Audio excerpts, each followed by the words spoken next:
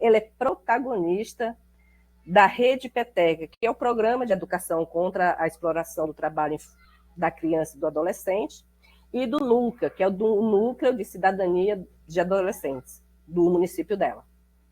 Ela é atualmente representante das adolescentes no CEAPET, Ceará, que é o Comitê Estadual de Adolescentes pela Prevenção de Erradicação no Trabalho Infantil, e do CONAPET, que é o Comitê Nacional de Adolescentes na Prevenção da Erradicação do Trabalho Infantil. Então, ela é uma pessoa que sabe do que está falando, certo? Ela não está aqui à toa. É uma pessoa engajada, uma pessoa que entendeu a posição dela como adolescente, como pessoa, como cidadã, né? Então, Regina, fica à vontade, pode iniciar. E vocês, Isadora, pode, por favor, colocar os slides. Ela vai começar a apresentação, lógico, dizendo primeiro com as próprias palavras dela sobre ela, o que ela mais quiser falar. Pode ser, Isadora? Pode sim, vou colocar, viu? Só um minuto. Ok. E aí, a gente, depois da fala da Regina, Regina, você tem em torno de 40 minutos para falar, certo? E também você, após a sua fala, a gente vai agradecer, Cláudio, vai agradecer, bobagem. A gente vai abrir para as pessoas fazerem perguntas, então, assim, eu queria também pedir desculpa pelo meu barulho aqui, porque realmente eu não posso controlar crianças, né? Jovens, adolescentes. Enfim, então eles estão divertindo demais, esse é o melhor horário para eles, né? E eu sou um PS. A gente vai abrir para as perguntas e, por favor, né? Participe. Regina, a palavra é sua.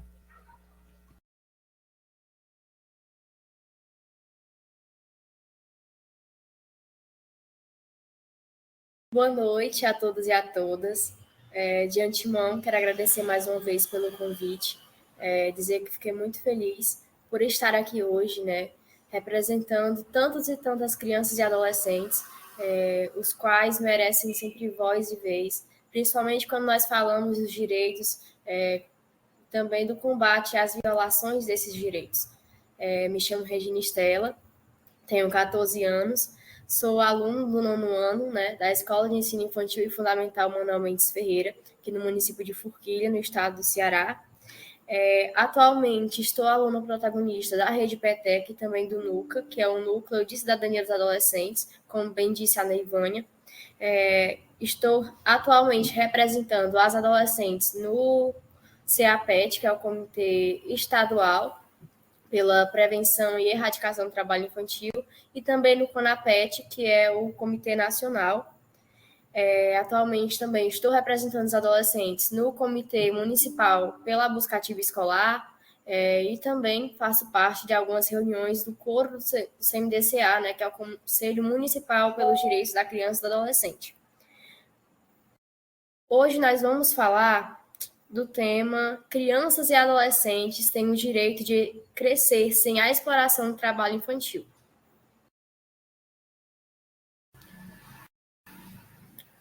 Como eu já disse, né, eu sou uma aluna protagonista, onde sempre procuro estar presente em várias ações, palestras, seminários, enfim, sempre procurando ter mais conhecimentos e levar a minha voz enquanto adolescente para o máximo de pessoas possível, a sociedade em si, para que juntos a gente possa realmente abraçar a causa pela criança e adolescente.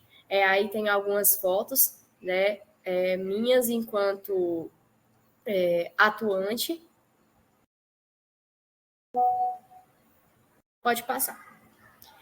E aí acredito que a maioria de vocês conheça, né, essa fotinha aí. E, caso seja possível, eu gostaria que um dos conselheiros ou conselheiras pudesse me dizer se vocês conhecem e sabem a função desse estatuto. Seria possível?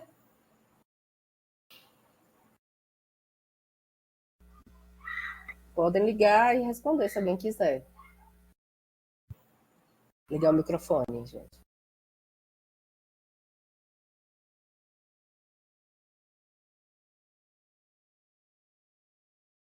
Pois bem, desculpa. Vou só aproveitar para pedir, Isabel Barros, você está com a câmera ligada? Por favor, você pode só ligar para a gente focar na apresentação rapidinho.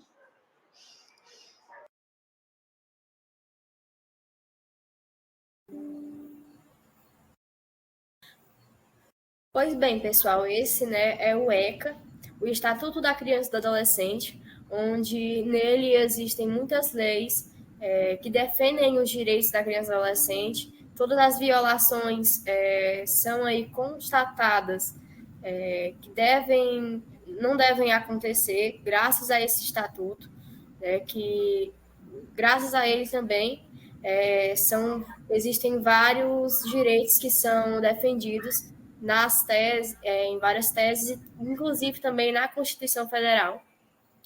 Pode passar.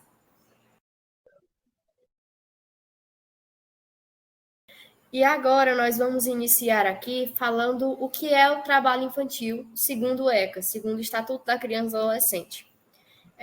O artigo 60 nos diz que é proibido qualquer forma de trabalho a menores de 14 anos de idade. Após a emenda constitucional de 98, ficou estabelecida a proibição de trabalho noturno, perigoso ou insalubre a menores de 18 e de qualquer trabalho a menores de 16 anos, salvo na condição de aprendiz a partir de 14 anos. Ou seja, o ECA vem defender isso, né, e dizer que é proibido qualquer trabalho a menores de 14 anos. Ou seja, a criança ou adolescente ele não deve trabalhar e nem deve ser sujeito a nenhum trabalho. Aí nos vem a questão, o que é o trabalho infantil na visão de nós enquanto adolescentes, né? O trabalho infantil é todo aquele serviço, sendo ele braçal ou não, no qual os indivíduos de menor idade o executam. Porém, o adolescente ou a criança é regido pelo ECA. Esse tipo de trabalho acarreta consequências psicológicas e físicas que podem chegar a serem irreversíveis. Então, falar de consequências físicas e psicológicas é falar de uma criança ou um adolescente que vai ter sua vida ceifada de uma forma tão grande que ele vai se prender naquilo, ou que muitas das vezes pode causar até um dano fatal na vida daquela criança, daquele adolescente. A gente sabe que todo e qualquer trabalho para criança e adolescente contém muitos e variados riscos. Riscos esses grandiosos que não devem acontecer justamente por ser proibido. Então, ao acontecer essa violação, além de ser uma violação de direito, isso se torna também um risco muito grande para a vida daquela criança, para a vida daquele adolescente. Então, falar de trabalho infantil enquanto adolescente é falar que uma infância foi cortada, uma infância que foi interrompida e uma infância que teve muitos obstáculos para ser concedida. Então, aquela criança ou aquele adolescente que venha a passar pelo trabalho infantil, ele pode acumular muitas formas ruins para a vivência dele. Muitas das vezes o trabalho infantil marca tanto que depois de anos a criança ou adolescente ainda vai ter sequelas daquele trabalho. Então, é algo que nós vemos o quão ruim é.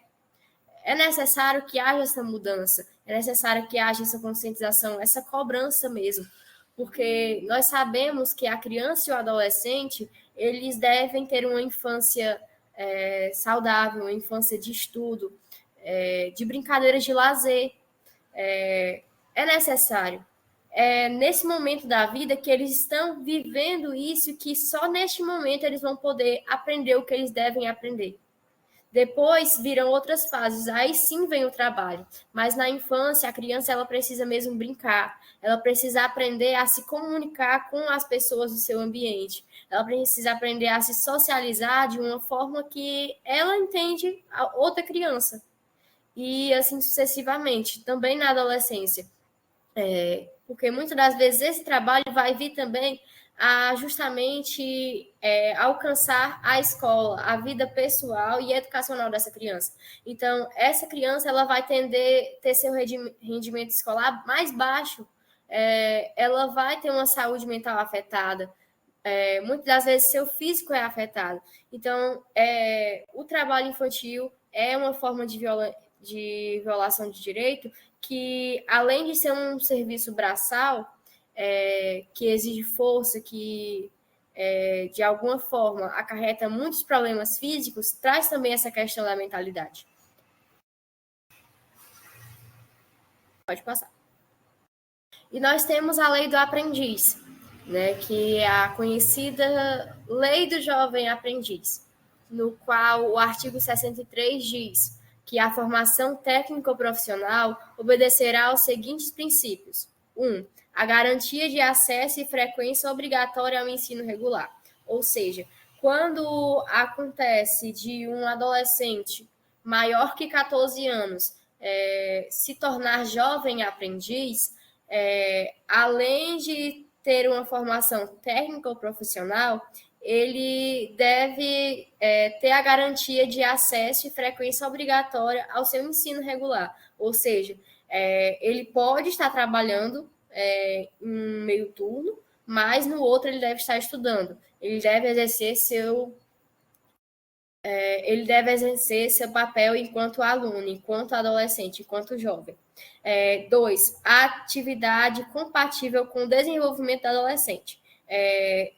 Digamos que, por exemplo, eu, enquanto adolescente, me torno uma jovem aprendiz, eu coloco meu currículo no mercado de trabalho, por exemplo, numa empresa que aceite as diretrizes que são necessárias para que um jovem aprendiz possa se habituar lá, e eles me colocam no cargo onde não é compatível com o meu desenvolvimento.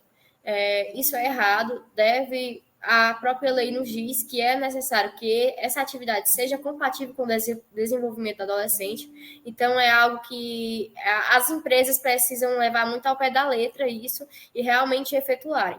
E terceiro, que é o horário especial para o exercício das atividades.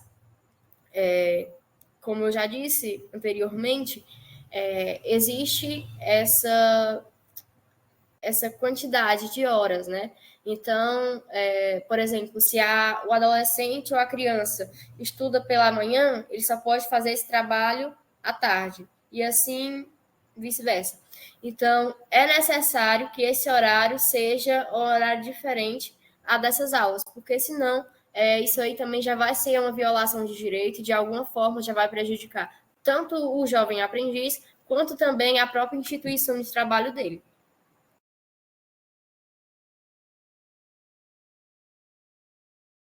Aí nós temos a ilustração de uma campanha, né, da campanha 12 de junho, que foi lançada deste ano com o tema O Trabalho Infantil que Ninguém Vê. Campanha esta elaborada pelo Ministério Público do Trabalho, juntamente com o CONANDA, CONAPET, os próprios feitores da campanha 12 de junho, a hashtag Chega de Trabalho Infantil, enfim, CONAPET, FNPET, enfim. Os órgãos todos se juntaram, juntamente também com o governo federal, e lançaram essa campanha, né, que a cada ano leva uma nomeação diferente, todas elas referentes ao trabalho infantil, na qual este ano foi o trabalho infantil que ninguém vê, que diz: transformar os nossos compromissos em ação, vamos acabar com o trabalho infantil. E ainda falando dessa campanha, pode passar o slide. Ainda falando dessa campanha, ela nos diz: o trabalho infantil que ninguém vê é o tema deste ano da campanha 12 de junho, Dia Mundial do Combate ao Trabalho Infantil. Invisibilidade é uma forma de violação de direitos. O Brasil registrou um aumento de 7% nos casos de trabalho infantil, atingindo a marca de 1,9% de crianças, 1,9 milhão de crianças e adolescentes em situação de trabalho infantil, dos quais 756 mil em suas piores formas. A fonte pelo IBGE de 2022. Então, essa campanha vem nos dizer que o trabalho infantil, além de ser uma violação de direito, muitas das vezes é um trabalho que ninguém vê. Existem variadas formas de trabalho infantil, entre elas o trabalho infantil doméstico, o trabalho infantil familiar, que é quando a criança ou adolescente acaba por ir ajudar um tio, uma tia, um pai, um avô, em um determinado local de trabalho deles ou numa empresa, e isso é considerado, sim, trabalho infantil. Então, isso é uma das formas. Também existe o trabalho infantil através da exploração sexual, que, inclusive, mês passado foi o mês do Maio Laranja, né, mês de combate à exploração sexual, e também nós trabalhávamos trabalho infantil, porque, infelizmente, são duas violações de direito que acontecem muito, infelizmente, elas andam juntas, e, assim, a exploração sexual é uma das piores formas de trabalho infantil, porque, além de ser uma exploração física e psicológica, também é uma exploração sexual. Então, juntando tudo, é aí que deve mesmo ser defendida a conscientização. Devemos realmente dizer que, não, essa situação não dá mais, nós temos que nos juntar, unir forças, porque a criança e o adolescente, eles não merecem passar por isso, nem devem.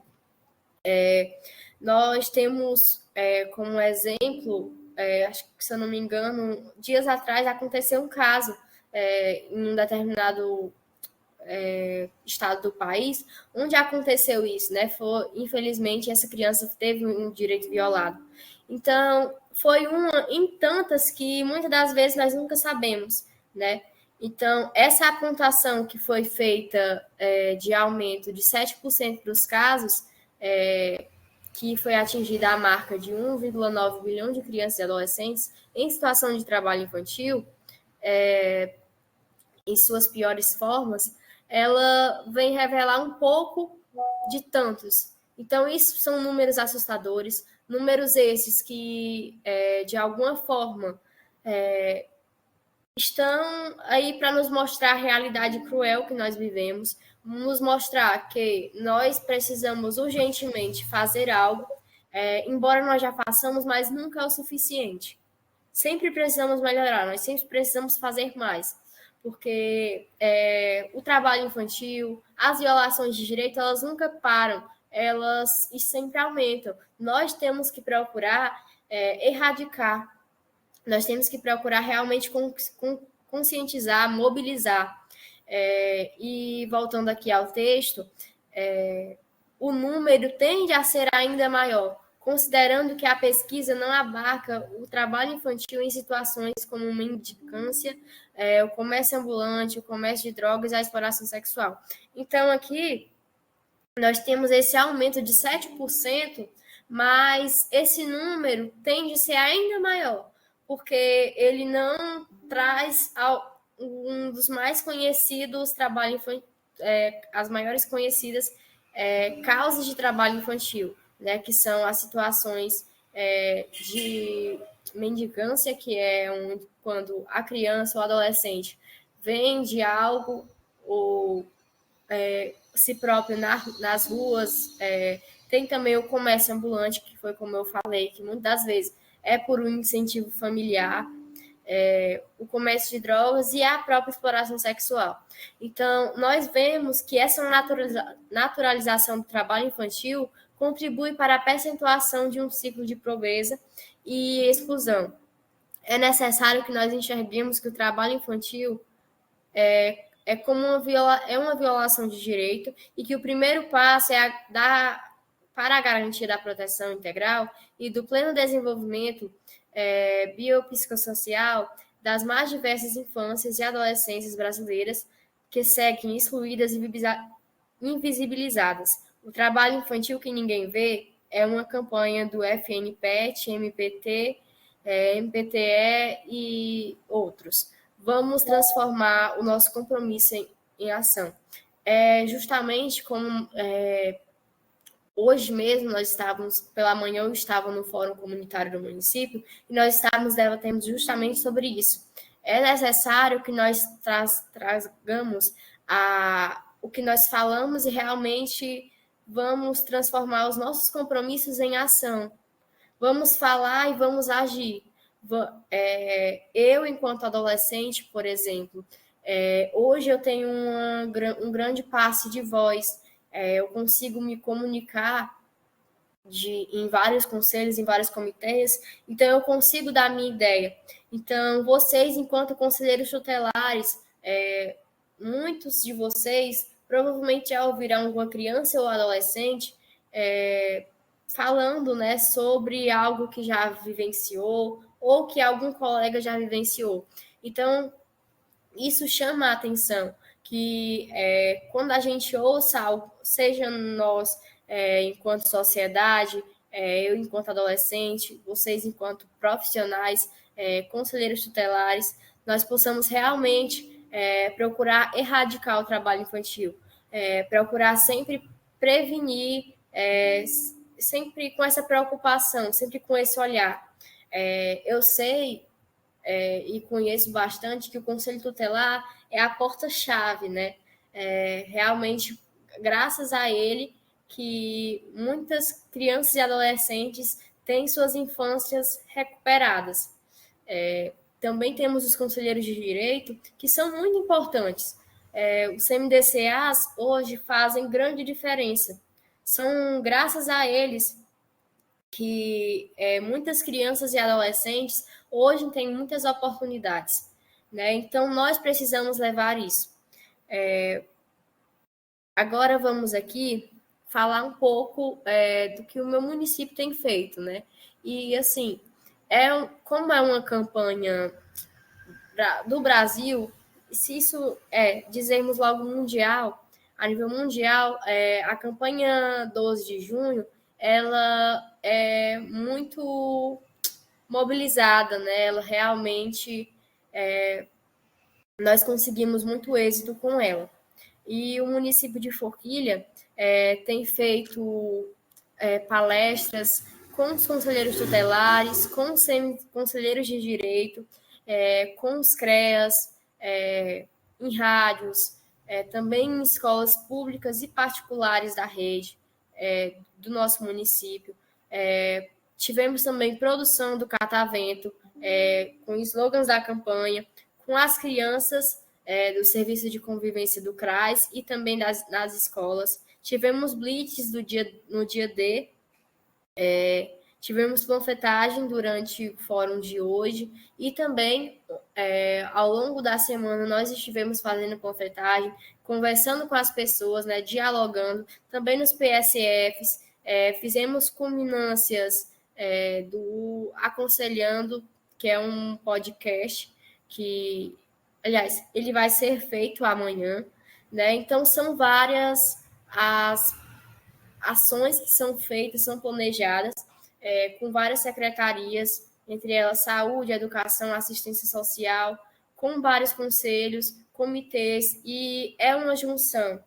Nós estamos juntos sempre para procurar manifestar e trazer realmente essa conscientização, mostrar para as pessoas que é necessário falar dos direitos da criança e adolescente, é necessário defender, nós precisamos mostrar que a violação de direito são crimes, são coisas que a lei não permite. Nós precisamos mostrar que a criança e o adolescente tem que ter voz e vez, sim, em todos os lugares que ele for. E agora, né, nós vamos falar de um mundo mais justo, sem as violações de direito. Como eu já pontuei bastante aqui, existem muitas violações de direito. Entre elas, o próprio trabalho infantil, que vem acarretado com muitas outras. Dentre elas também a evasão escolar, que é um dos problemas grandiosos que nós temos hoje no Brasil. Infelizmente, além do trabalho infantil, além dessa questão física, psicológica, sexual, nós também temos a evasão escolar, que é uma forma também onde o rendimento da criança ou do adolescente vai cair. Essa criança, esse adolescente vai perder muito conteúdo que serviria para a sua vida, pois ele não está na escola, enfim, são muitos danos, né? Então, nós precisamos começar de agora. Eu, enquanto adolescente, vocês, enquanto conselheiros, nós precisamos fazer essa mudança acontecer. Nós precisamos que a criança e o adolescente estejam no lugar de criança e adolescente. Nós precisamos que a criança e o adolescente sejam realmente tenham realmente seus direitos concedidos. Nós precisamos que o mundo ele veja que a criança e o adolescente precisa estar na escola, precisa estar no momento de lazer, precisa ter uma vida, como eu posso dizer aqui, uma vida normal, uma vida que a criança e o adolescente merece e precisa ter para que assim ele possa se desenvolver melhor. Então, nós precisamos falar, realmente, levantar essa bandeira, que nós precisamos de um mundo onde as violações de direito não aconteçam, onde a igualdade seja realmente preservada. Nós precisamos que a criança e o adolescente estejam no seu lugar de fala, que eles possam viver suas vidas de uma maneira mais leve, de uma maneira onde eles não tenham seus direitos violados, de uma maneira onde eles possam viver sem o trabalho infantil, sem essas sequelas que ele causa. Porque muitos adultos hoje em dia, por exemplo, eles já sofreram trabalho infantil anos passados, né, em suas infâncias, em suas adolescências. Hoje, eles não têm a condição de vida, não vivem da forma que eles queriam, que um dia eles sonharam, porque eles tiveram direitos violados e esses direitos os fizeram mais do que nunca terem suas infâncias, sua adolescência, seus sonhos perdidos. Então, é necessário que nós façamos essa reflexão.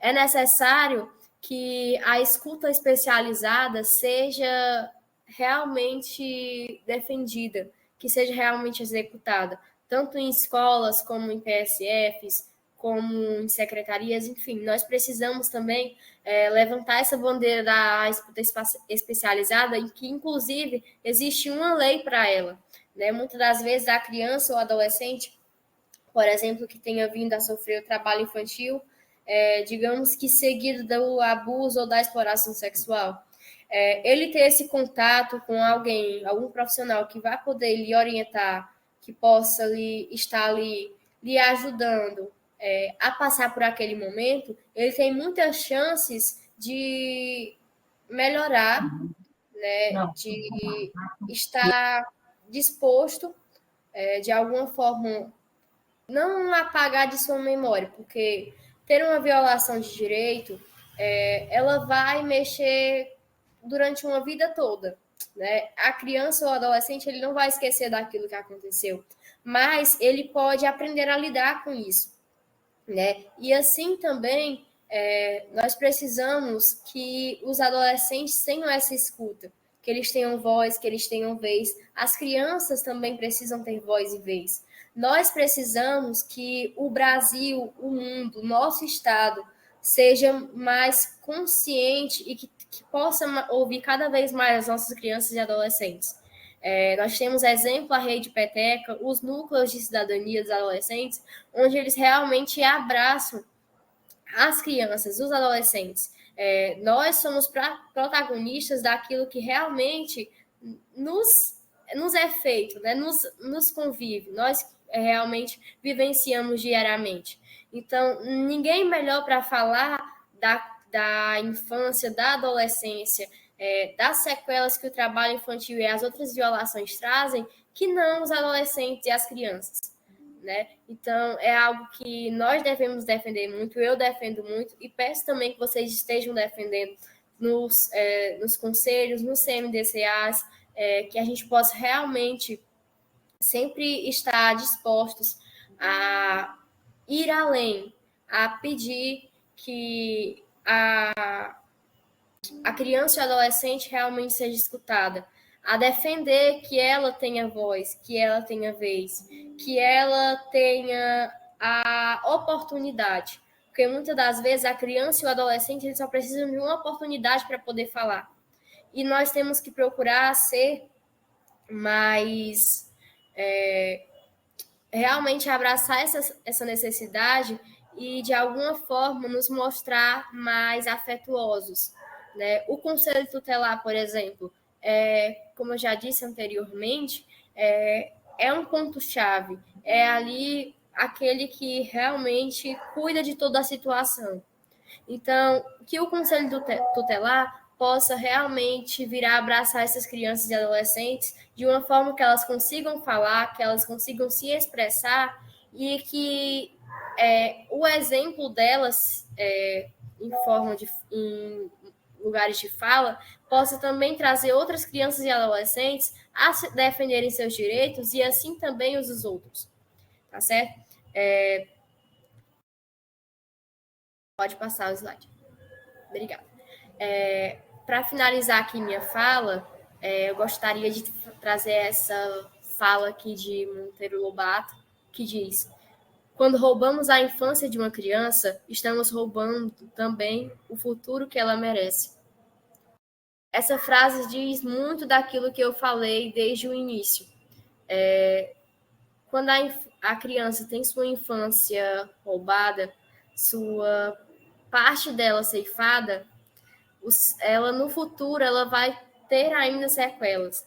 Ela ainda vai, de alguma forma, se sentir oprimida ao falar daquilo, ao presenciar aquilo.